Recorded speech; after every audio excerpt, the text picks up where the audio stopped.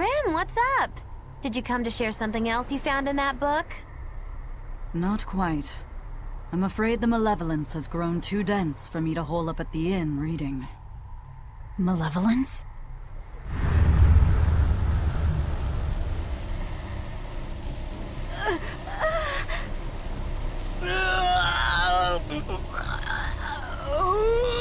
The hell? What's that coming out of their bodies? Malevolence.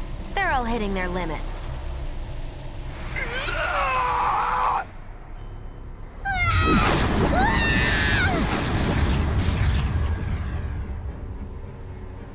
Demon Blight!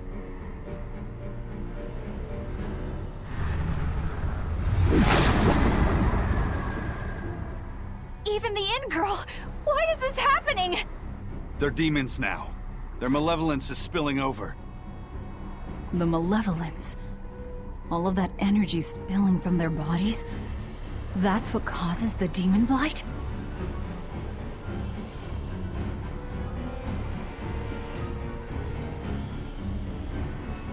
Do you know what Demon Blight really is? What demons are?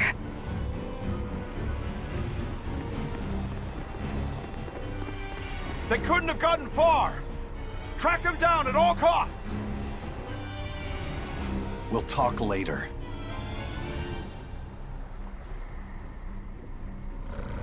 The Exorcists are going to have their hands full with these demons.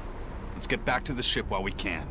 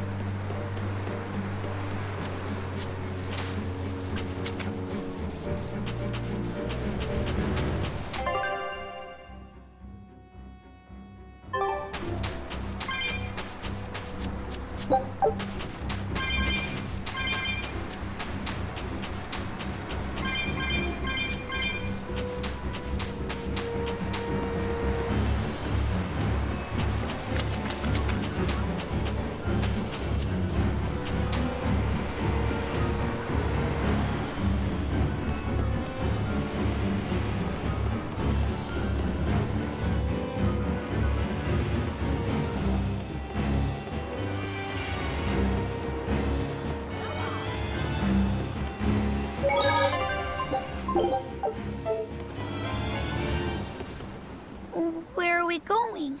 Where's my mom? Kamoana, your mother is still far away. Then I need to wait for her at home. Let's go back to Haria. Scary demons are running through the village. It's too dangerous there now. But I want to see my mom. Your mom would be sad if you got hurt by a demon. Come with us, and we'll keep you safe until she comes back. Okay, I'll go with you. I wouldn't want Mom to be sad.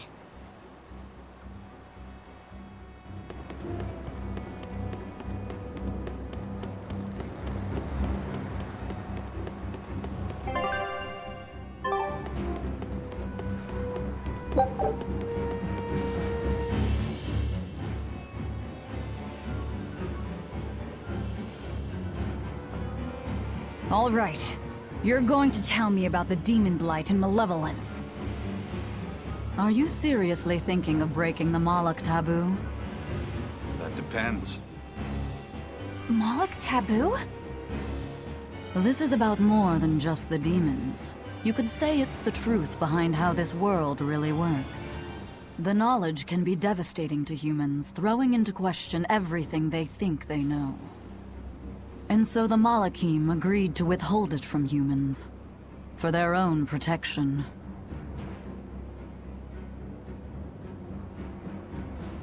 Do you still want to know? It's not like I'm a human anymore. I can't keep lying to myself. I can't go on unless I know the truth. You asked for it.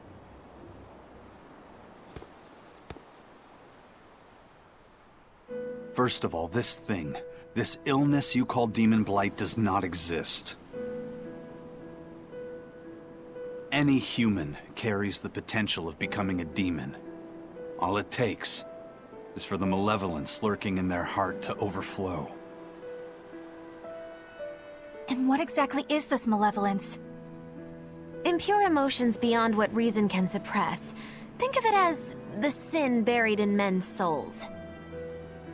So you knew. I'm a witch.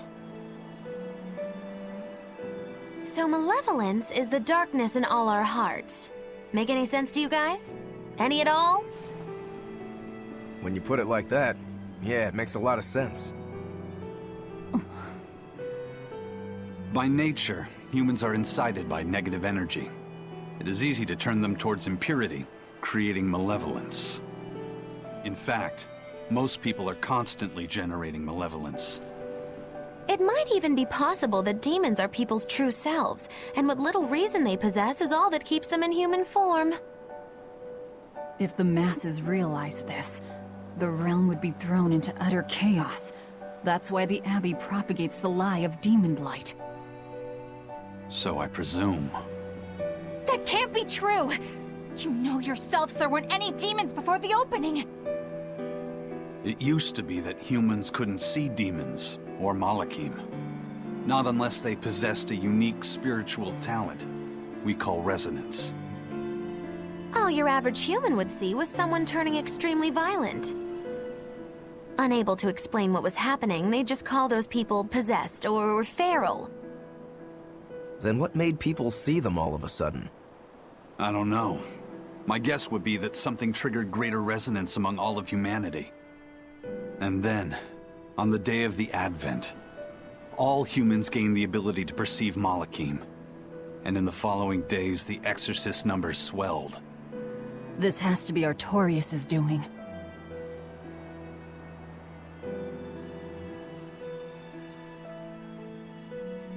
But if there's no sickness, why would an entire village turn into demons at the same time? 8-headed is the lord of the land, with 7 mouths to devour malevolence. Humans produce malevolence, which Therians consume and transmit to Innominat. But when we removed Kamawana from the Earth Pulse point...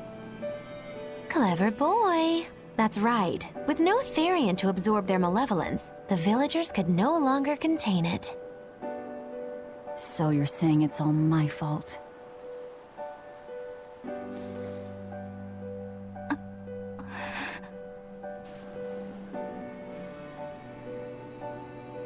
Hey, what's going on? You all look so sad. It's scaring me.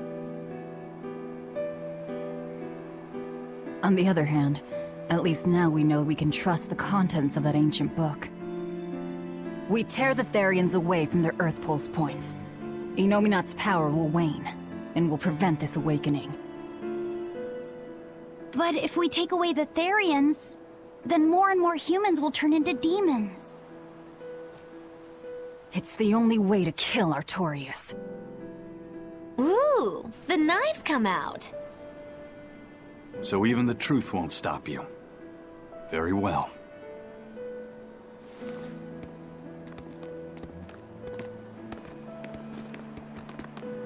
Since each Therian looks different, we'll only find them by capturing the Earth Pulse points one by one. What separates humans and demons?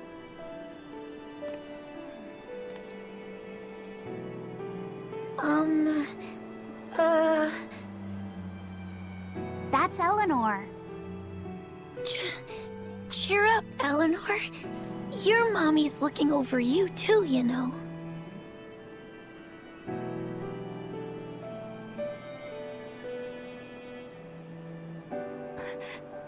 Yeah, so she is.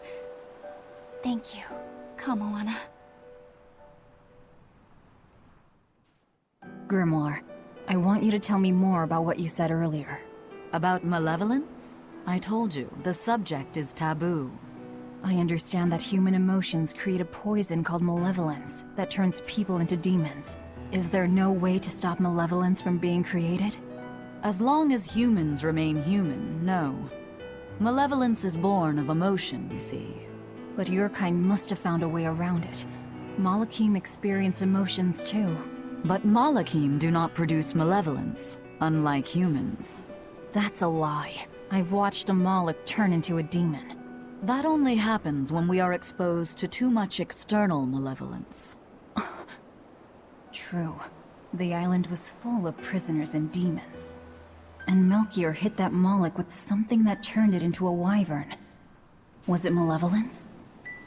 To Malakim, malevolence is a powerful toxin. We seek those of purity to serve as vessels to protect us from it. It is not a perfect solution, however. If the vessel is corrupted, the Malak is as well. That is correct. So if Eleanor turns into a demon, then Laphicet... That must be what Eisen meant when he said he'd hate to see Laphicet's vessel broken. A small crack in one's soul is often all it takes to break a person apart.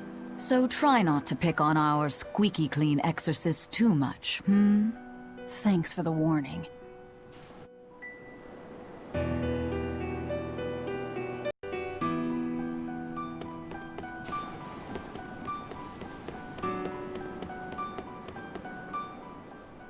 So I rescued this poacher who'd run away from one of those Class 4 islands, right? She mentioned something about being hired by some chef to go hunt a rare wolf on the island. But she didn't see a single blasted critter on that island, let alone any rare wolf. Place was empty. Then why did she run away? Even though she never saw nothing, she kept hearing some beast howling round the island. Freaked her right out, I tell ya. When she got back to her boat, her food had been pilfered, and her ship was scratched up to hell. She got out of there as quick as she could, but her ship sunk soon as she hit open water. Sounds like whatever's there is as smart and manipulative as it is vicious. Sounds like. Later I heard some talk about how several exorcists had gotten killed on that island. If you plan on going, you'd best be very cautious.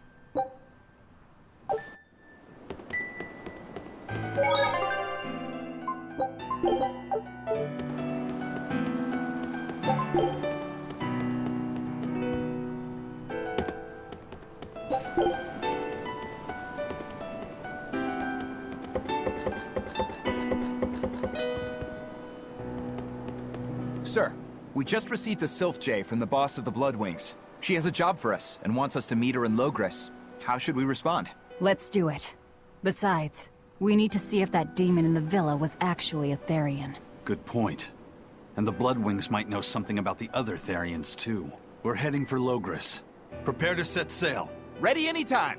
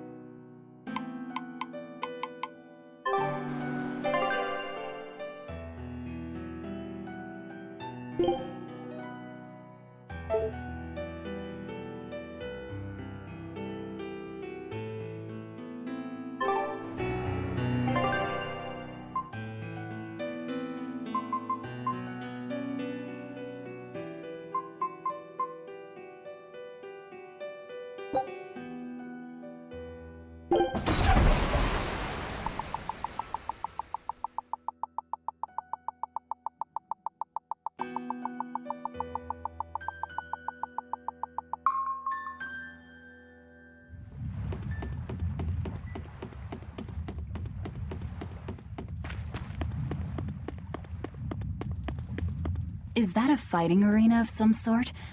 I don't see any demons around. Look! There's something spewing out of the middle! I sense a really malicious force emanating from it. It's probably the vengeful spirits of those who fought and died here looking for glory! Thanks for that. Now I've got goosebumps. Let's try not to wind up as more vengeful spirits.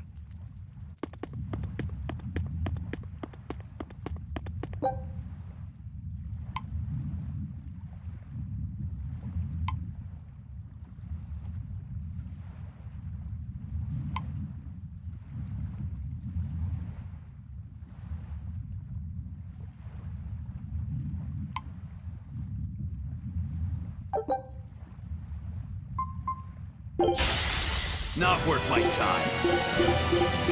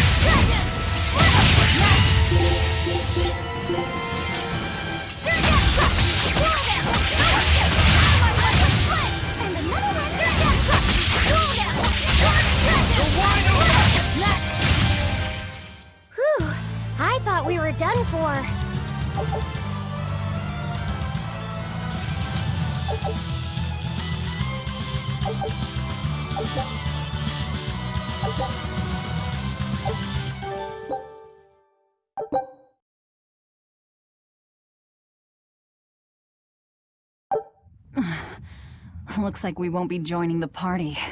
I can see why this place is the stuff of cautionary bedtime stories. Not to mention why the Abbey's keeping way the hell away. We shouldn't let our guard down. But this place could still be a good chance to hone our combat skills. Indeed. Most everything we fought here seems to follow a pattern. This is a good place for tactical training. If we ever end up on another island like this one, we should probably come prepared for the kinds of enemies we'll face.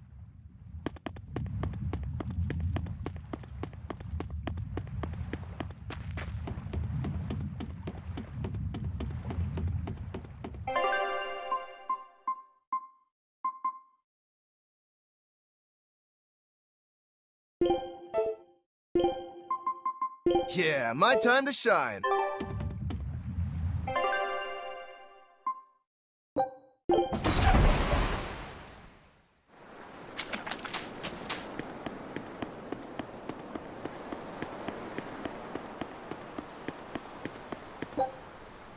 I'm extra good at beating up the weak ones!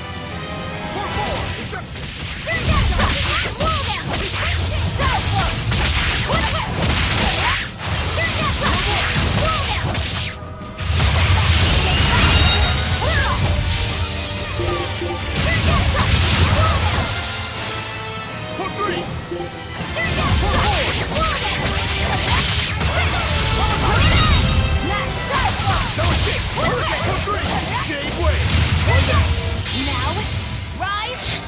Arise! Ascending! Angels!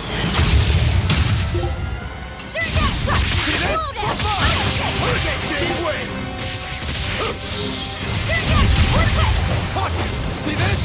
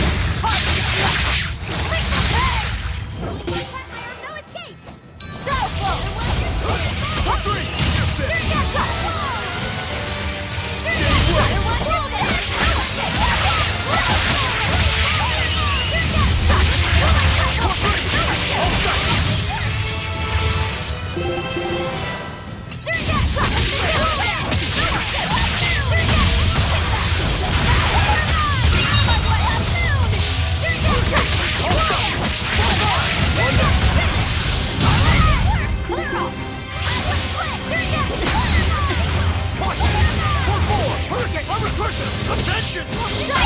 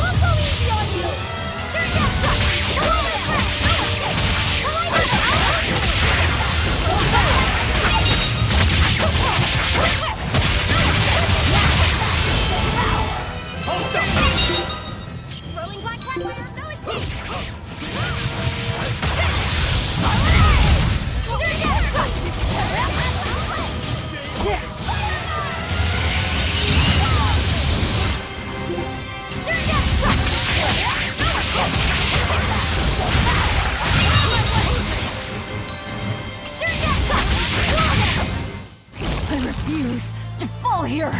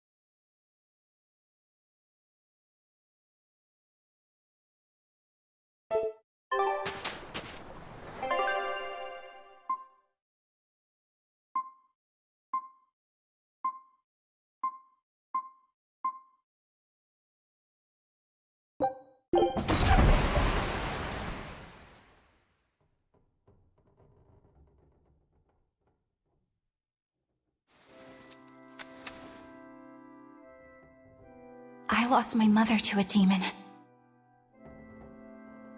Yet that girl's a Therian. I don't even know what I want anymore. Hey, that's pretty!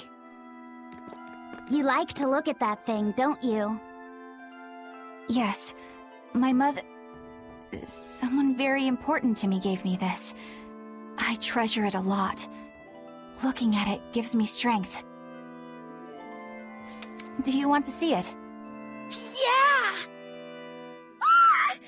What's wrong? My face! It's scary! I don't want to look like that! I don't want my mommy to hate me! Mommy! Mommy! When I was her age, that's just how I cried. Come, Moana. I want you to see this.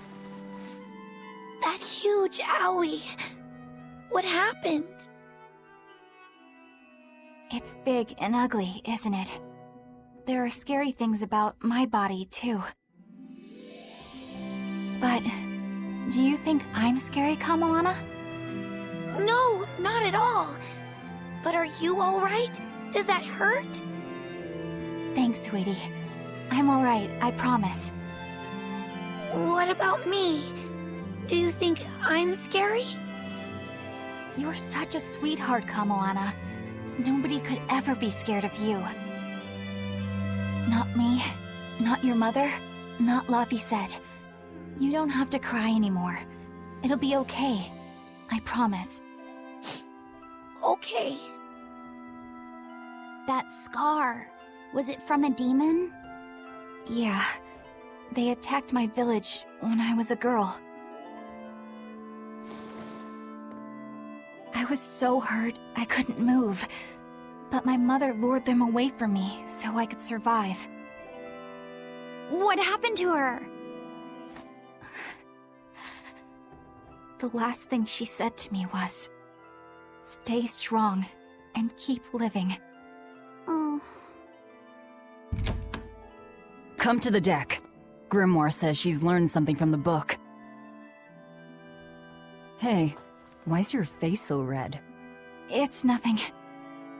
Somehow, I doubt that. It's nothing, I swear.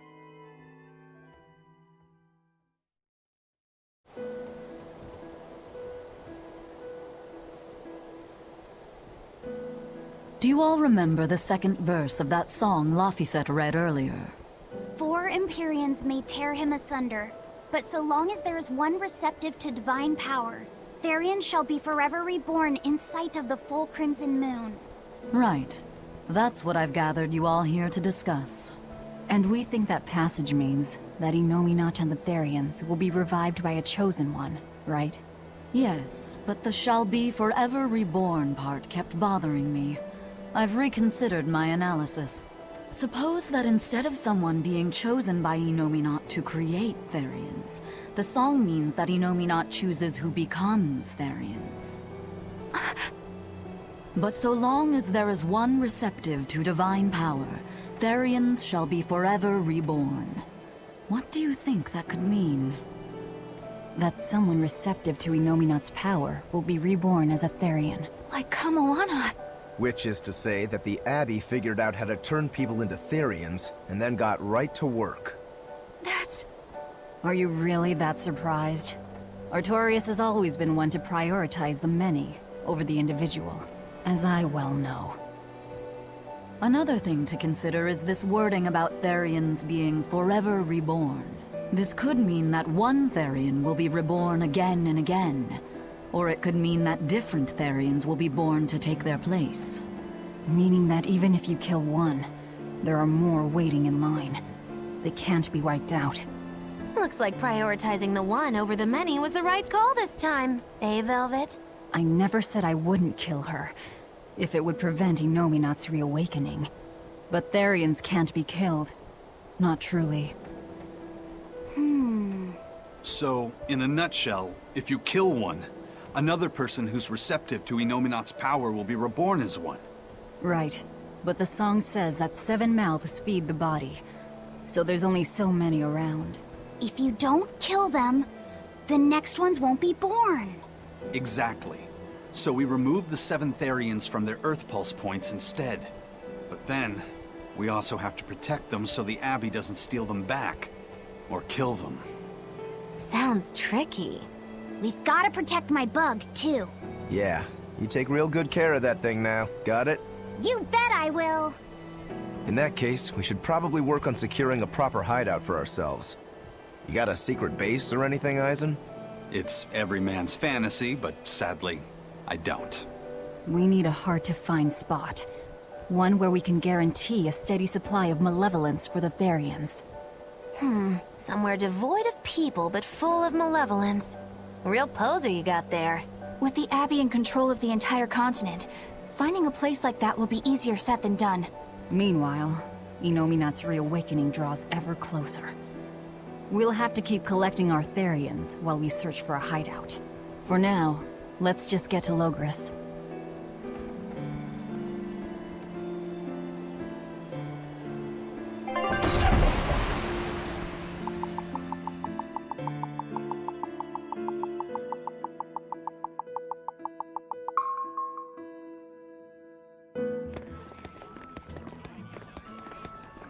Hey, old man!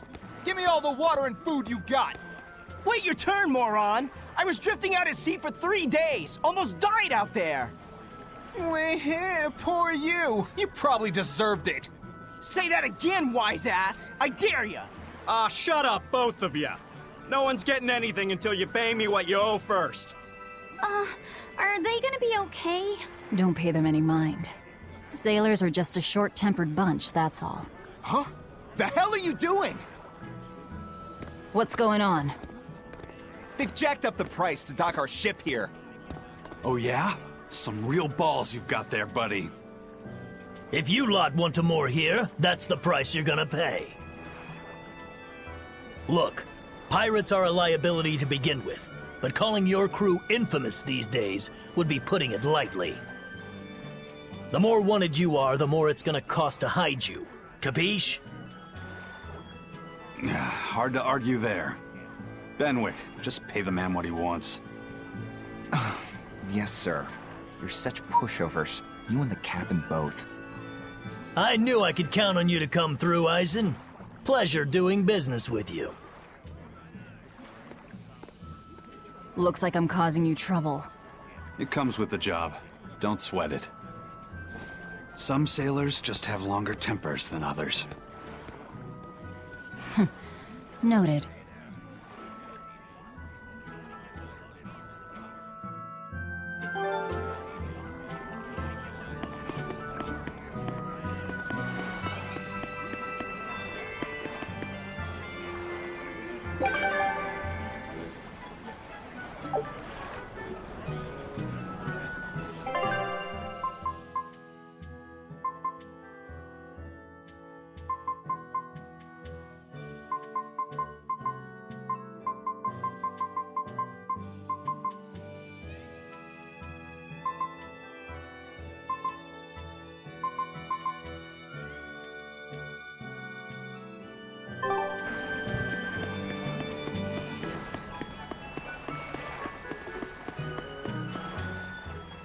Alright, everything's all fixed up.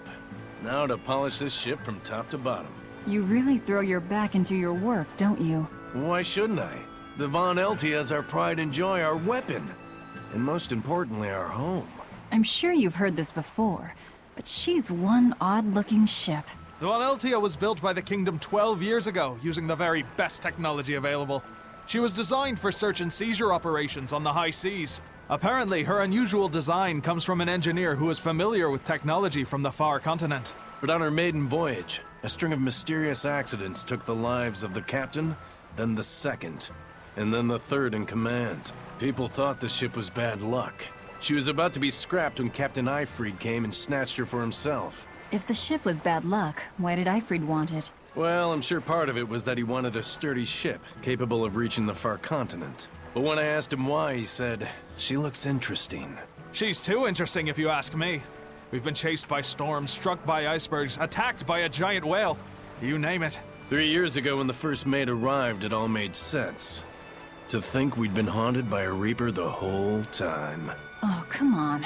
Don't go blaming the captain and the first mate for every bad thing that happens. I bet you're all just frustrated because you're forced to go where they tell you. None of us are forced to be here. We're here because we choose to be here. And we do so fully knowing what sort of men the captain and the first mate are. Anyone can leave the crew whenever they like. We're free pirates, each of us, here because we want to be. Some of us love adventure, some are looking to test their fate, and some are just searching for a good place to die. We're a ragtag bunch of rogues, that's for sure. But not a one of us has died carrying regret or resentment. So we're glad to help out you and yours. But you'd best not forget what we stand for. I won't. They're quite the crew, aren't they? Were all those accidents truly caused by your power? Yeah. I've been searching far and wide for a way to lift the Reaper's curse. But when I couldn't find a single thread to follow on this continent, I turned my eyes to the other side of the ocean. And that's why you boarded this ship. And a fine ship she is. The Von Eltia was built from 1,000-year-old wood, you know. Before I found my coin, she was my vessel. But then the accidents came. And then Eifried stole the ship. Did he know you were on board? Definitely. He had pretty solid resonance going for him. Although at first, I think he assumed I was just a dour-eyed lubber worthy of little notice. I suppose being a Reaper tends to take its toll like that. No argument there. But still, whether they could see me or not, they didn't act any differently at all. I fought my damn curse with everything I had. And Eifried and his crew fought right along with me. Hell, we even finally made it to the far continent. And you didn't find anything there? To help with your curse? I didn't even look. But that's why you went there, isn't it? Eventually, I just got tired of fighting back. The crew, they taught me how to feel alive. And the joy of pursuing my dreams alongside good friends.